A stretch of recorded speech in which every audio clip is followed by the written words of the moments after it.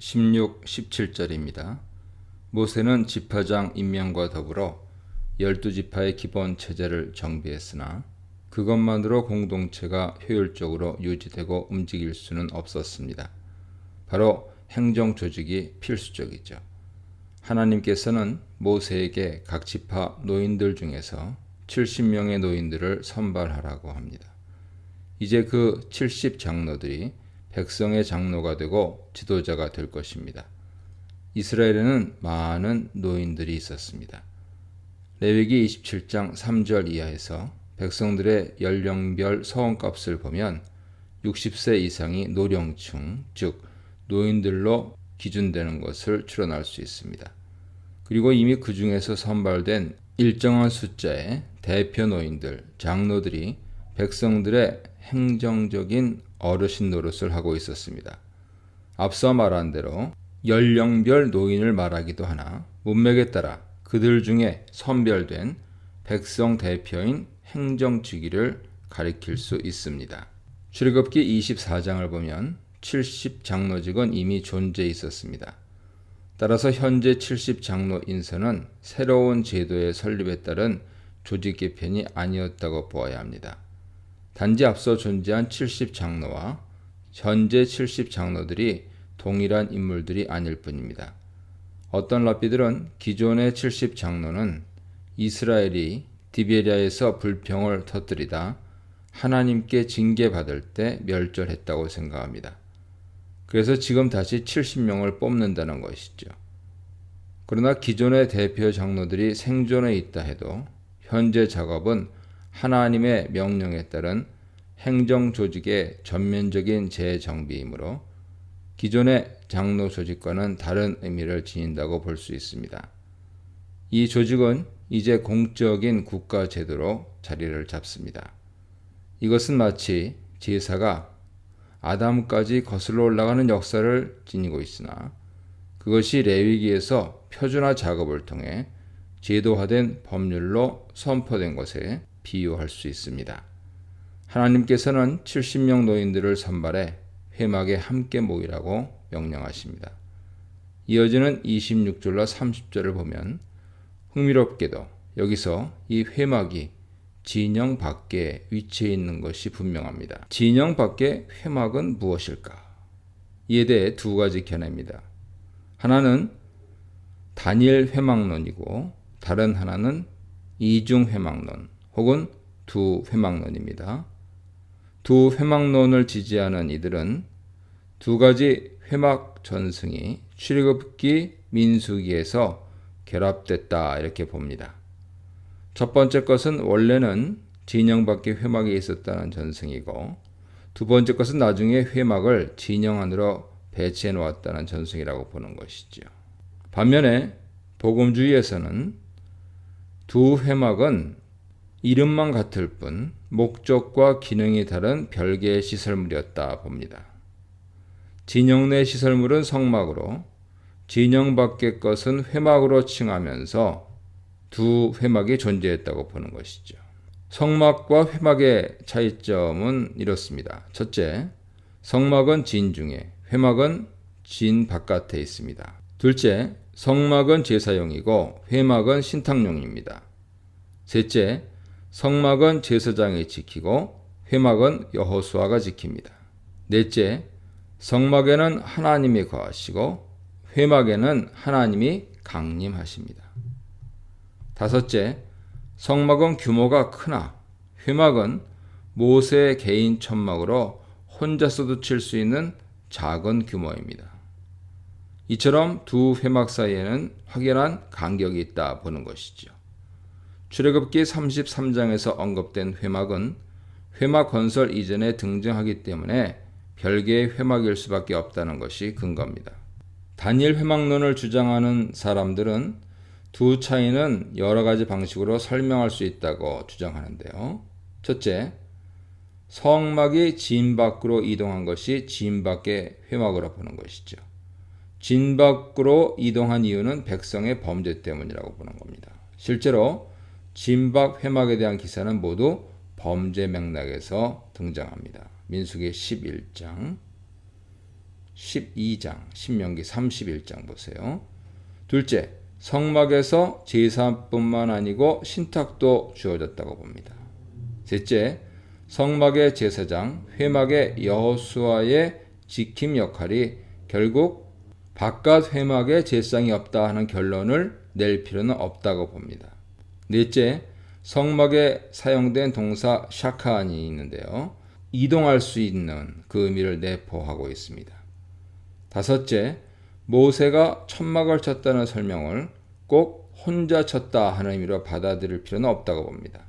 모세가 책임자 역할을 하면 되는 것이죠. 여섯째, 출애굽기 33장 7절 이하에서 회막 건설 이전에 느닷없는 회막의 등장은 논리적 시간을 초월하는 문학 기법으로 봅니다. 즉 앞으로 반복적으로 발생할 사건들의 패턴화한 패러다임으로 시간의 흐름을 초월해서 이 장면이 중간에 끼어 들어왔다고 보는 것이죠. 앞으로도 모세는 중대한 집단 범죄가 발생할 때마다 회막을 취하여 진 밖에 치곤 했습니다. 회막의 진 밖 이동은 하나님께서 범죄한 백성의 진영으로부터 떠나심을 상징한다는 것이죠. 마지막으로 두 시설물이 이름이 같다는 것은 실체가 동일하다는 것을 분명히 말해준다고 봅니다. 단일 회막론이나 두 회막론이나 모두 다 근거가 있습니다. 다만 단일 회막론의 가장 큰 약점은 모세가 회막을 바깥에 치고 하나님과 대면한 일이 금송아지 사건의 해결로 연결되었다는 것을 암시하고 있는 그러한 점이죠. 문맥 흐름은 진영 밖에 모세가 회막을 세워서 실시한 집회가 금송아지 사건 해결에 실제적인 기능을 했음을 암시하는 것으로 읽히기 때문입니다. 그렇다면 이때 이 회막은 성막이 건축되기 전에 별도로 세워진 것이어야 합니다. 어쨌든 놀라운 것은 이 70명 장로들에게 하나님의 영이 부어진다는 사실이죠. 이것은 그들의 임명이 신적 인중과 더불어 실행된다는 것이고 이스라엘 공동체에서 그들의 직책이 지닌 중요함을 엿보게 합니다. 17절은 성령이 모세에게만 강림했다는 것을 말해줍니다. 이런 의미에서 성령은 잠시 강림하여 부어졌다가 언제든 떠날 수 있다 하는 구약 맥락으로 설명할 수 있습니다. 모세에게 임했던 그 성령이 이제 70 장로들에게도 임합니다. 그리하여 모세 홀로 힘들게 지던 통치의 짐을 장로들이 나누게 됩니다. 한편 출애굽기에서 성막을 건축할 때 동일한 하나님의 영이 브살렐과 오홀리압을 비롯한 기술자들에게 임했다 하는 것을 기억할 필요가 있습니다. 사람을 여호와 영으로 충만케 한다는 최초의 기록은 바로 성막 건축 기사에 등장하는 것이죠. 그 이전에 하나님 영으로 충만했다는 명시적인 기록은 없습니다. 지혜로운 영에 충만한 사람들을 통해서 성막이 건설되는 출애굽기 28장에 최초로 나오는 것이죠. 그런데 바로 그 하나님의 영, 지혜의 영이 이제 백성의 장로들에게 임한 것입니다. 이 성령 강림은 1차로 모세의 조력자로서 일을 할 수 있게 하기 위함이다 하는 것을 알 수 있죠. 이것은 이스라엘 공동체를 위한 직무는 오직 성령의 능력으로만 감당할 수 있다는 것을 말해줍니다. 18절로 23절입니다. 하나님께서는 다음 날부터 고기를 주겠다고 약속하시면서 백성들에게 고기 먹을 준비를 하라고 요구하십니다. 백성들은 스스로를 거룩하게 만들어야 합니다. 성결케 하라는 요구는 언제나 구체적으로 옷을 빨고 목욕을 하는 것을 의미합니다. 단순히 고기를 먹기 위해 이렇게 엄숙한 정결례를 요구하는 까닭은 어디 있을까요? 이 명령은 고기를 먹는 것이 성별된 식사였기 때문에 요구된다 이렇게 볼 수 있습니다. 이 메추라기 고기 섭취는 하나님의 특별한 공급하심에 따른 성별된 식사로 간주되어 백성들에게 정결례가 요구되었다고 보는 것이 좋습니다. 그들은 만나를 받을 때와는 달리 하나님께서 별도로 공급하시는 고기만큼은 아무렇게나 받아선 안 되었습니다. 고기 공급은 단기간에 그치지 않았을 것입니다.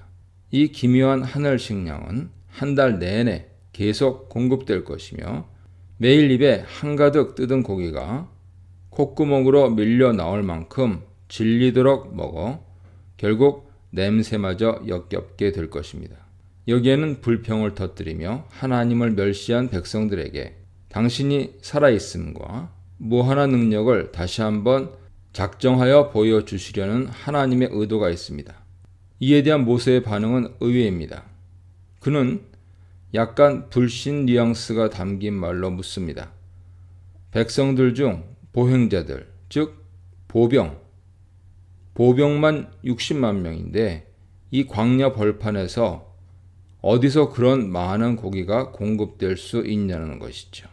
과장법이 사용되지만 모세는 아무리 많은 양떼와 소떼를 잡는다 해도 바다의 모든 고기를 다 잡는다 해도 부족할 것이라고 고개를 흔듭니다. 이미 이스라엘 백성들은 이집트를 탈출하면서 막대한 가축을 끌고 나왔음을 다시 기억해야 합니다. 수많은 잡족과 양과 소와 심히 많은 가축이 그들과 함께 했으며 기록되어 있지 않습니까? 그들이 여전히 어느 정도 가축들을 소유하고 있다면 그들은 충분한 고기를 먹을 수 있는 것이며 따라서 고기에 대한 투정은 단순히 이집트로 돌아가기 위해 갖다 붙인 핑계거리에 불과하다 하는 사실이 드러나는 것이죠. 모세의 불신에 대해 하나님께서는 짧고 간결한 매우 인상적인 표현의 질문형 답변을 하십니다. 여호와의 손이 짧으냐? 참고로 이사야 50장 2절, 59장 1절 참조하세요. 여호와의 손 혹은 하나님의 손은 성경에 흔하게 하나님의 힘 혹은 하나님의 간섭과 다스리심을 가리킵니다. 출애굽기 9장 3절, 신명기 2장 15절, 사무엘상 5장 11절, 베드로전서 5장 6절, 출애굽기 16장 3절, 역대하 30장 12절, 욥기 19장 20절, 전도서 2장 24절 보세요. 두고 보라. 이제 모세는 하나님 말씀이 실현되는 것을 두 눈으로 목격할 것입니다. 한편 비슷한 메추라기와 만나의 공급이 출애굽기 16장 11절에서 13절에 이미 발생한 바 있습니다. 거기서는 고기에 대한 갈망이 하나님께서 메추라기를 공급하심으로 응답되었습니다. 그것은 은혜로운 선물이었으며 백성들로 하여금 하나님의 능력을 보고 그분을 신뢰하게 하였습니다. 그러나 본문에서는 메추라기가 하나님의 분노와 더불어 공급되며 결국 많은 희생자를 낳습니다. 여기서 고기 투정은 이집트로 돌아가겠다는 의도이며 결국 하나님에 대한 불신과 거절의 표현이기 때문이죠. 24, 25절입니다. 모세는 하나님의 지시하심을 받고 앞서 인선한 백성들의 대표 장로들을 회막에 소집합니다. 이때 하나님께서 구름 가운데 강림하셔서 모세에게 임했던 성령이 그 장로들에게도 임하게 됩니다. 성막에 강림한다는 표현은 그 진영 밖의 회막에 성령께서 새롭게 내려오신 것을 암시하죠. 따라서 그 회막은 진영 내의 성막과는 별개의 임시 시설물일 수 있습니다. 성령을 받은 장로들이 놀랍게도 일시적으로 예언을 쏟아냈습니다. 우리는 그 예언의 내용은 알 수 없습니다. 하지만 장로들의 예언 활동은 일시적인 현상에 불과해 잠시 후 중단되었고 그 후에 다시는 반복되지 않았습니다. 그러나 그들의 예언의 은사는 일시적이었을지라도 17절이 말하고 있는 대로 이 성령은 1차로 백성들의 짐을 담당하도록 일종의 지혜의 영으로 부어졌기에 백성 대표로서 모세의 조력자로서 백성들을 이끌 성령의 능력은 계속되었다고 보아야 합니다. 이 문단에서는 너무 무거운 짐은 헌신이 아니다에 대해 묵상해 보시기 바랍니다. 26절로 30절입니다. 모세에게 임한 영이 70 장로들에게도 임한 이야기를 살펴봤는데요. 그 사건과 관련된 흥미로운 에피소드 한 가지가 소개됩니다. 이름이 기록된 자들 중에서 엘닷과 메닷이 진영에 머물러 있었는데 그들에게도 하나님의 영이 임한 것이죠. 하나님 명부에 기록된 이름들은 만일 모든 장로들의 이름이라면 그들은 70장로회에 끼지 못해 진영 내에 머물고 있었을 것입니다. 하지만 70장로회에 속해 있었다면 그들은 진영 밖의 회막으로 모이자는 모세의 제안을 적절치 않은 것으로 간주하고 진영에 남아 있었을 것입니다. 이 에피소드의 목적은 하나님 영의 보편적 임재를 교훈하기 위한 것이었다 하는 점을 강조하면서 엘닷과 메닷은 70장로에 속하지 않은 인물이었다 이렇게 보는 것이 좋을 듯합니다. 예언은 하나님의 영을 받은 사람이 대언하여 쏟아내곤 하는 특별한 하나님 말씀이죠. 예언을 하는 자는 주로 선지자들이지만 사울왕 그리고 그의 전령들도 있었습니다. 모세에게 예언의 영이 임재해 있었지만 동일한 성령이 장로들에게도 임하여 그들도 예언을 한 것입니다. 엘닷과 메닷이 진영 안에 머물렀다는 표현은 모세와 70장로가 진영 밖 회막으로 나갔다는 의미죠. 놀랍게도 회막 집회에 참여하지 않은 그들에게도 성령이 임했습니다. 한 소년으로부터 이 소식을 들은 여호수아는 모세에게 그것이 불공평하고 부당하다면서 그들이 성령을 받지 못하게 해야 한다고 주장했습니다. 그러나 모세는 여호수아를 책망하면서 모든 신자들 위해 부어질 미래의 보편적 성령 강림을 암시하는 매우 중요한 답변을 내놓습니다. 하나님은 자신의 영을 모든 백성에게 주셔서 모두가 다 선지자가 되길 원하신다. 이후 모세와 70장로들이 진영으로 돌아왔습니다. 다시 한번 그들이 모였던 회막이 진영 밖에 있음을 확인해 주죠. 31, 32절입니다.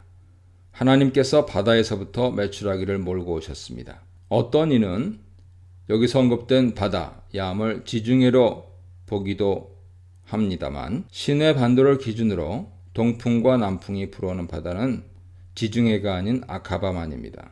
이것은 봄철을 알리는 민수기 10장 11절에 제2년 2월 20일 직후 계절 시간표에 잘 부합하죠.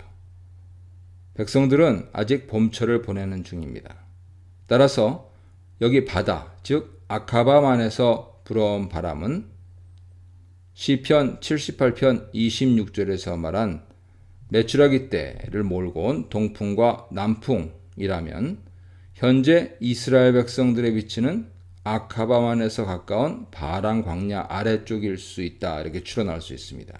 35절에 언급되고 있지만 확인되지 않은 기브롯 핫다와 그리고 하세롯 위치에 대한 단서가 될 수 있죠. 31절은 메추라기 떼가 사방으로 하루길이나 되는 광활한 지역에 지면 위 2규빗 두께로 내려앉았다고 설명합니다. 1규빗은 약 45cm이므로 2규빗은 90cm에 이르죠. 이것은 메추라기 떼가 내려와 지면을 덮은 두께를 의미하는데 굳이 새 떼가 내려앉아 빼곡히 뒤덮은 상태를 상상할 필요는 없습니다. 새들이 날 수 있는 최대 높이가 약 90cm로 새 떼가 바닥에서 걷기도 하고 낮게 날기도 하는 상황을 가리키는 것이 좋죠. 사람들은 메추라기 떼를 대량으로 포획할 수 있었습니다. 백성들은 이틀에 걸쳐 메추라기를 잡아들였는데 한 사람이 적게 잡아도 10호멜, 즉 무려 2200리터 부피에 이르는 막대한 양을 잡았습니다. 그들은 잡은 메추라기를 진영 사방에 펼쳐놓았습니다. 33절로 35절입니다. 고기는 분명 하나님의 은혜의 선물이었습니다. 그러나 그것은 어떤 사람들에게는 동시에 저주가 되었죠. 고기를 먹기 시작할 즈음에 고기를 씹기도 전에 하나님께 큰 징벌을 받아 그들은 멸망합니다. 이런 점에서 오히려 그것은 저주라고 할 수 있죠. 여기서 모든 사람들이 큰 재앙을 당한 것이 아니라 욕심을 낸 백성, 즉 탐욕을 품은 불평분자들이 재앙을 당한 것을 기억해야 합니다. 앞서 4절에 등장했던 그 탐욕을 품은 사람들이죠. 그들 선동에 백성들이 동조하여 하나님께 반역을 하게 되었고 하나님께서는 그들의 요구를 들어주셨으나 그 죄에 대해서는 엄중히 문책하신 것입니다. 결국 많은 사람들이 심판을 받아 주고 아마도 많은 무덤이 만들어졌을 것입니다. 그래서 그곳 지명을 기브롯 핫다와 즉 탐욕의 무덤들이라고 불렀습니다. 이 문단에서는 모든 장로들에게 주의 영이 내리다. 모든 장로들이 일상으로 돌아오다. 탐욕적인 자들에게 심판이 내리다에 대해 묵상해 보시기 바랍니다.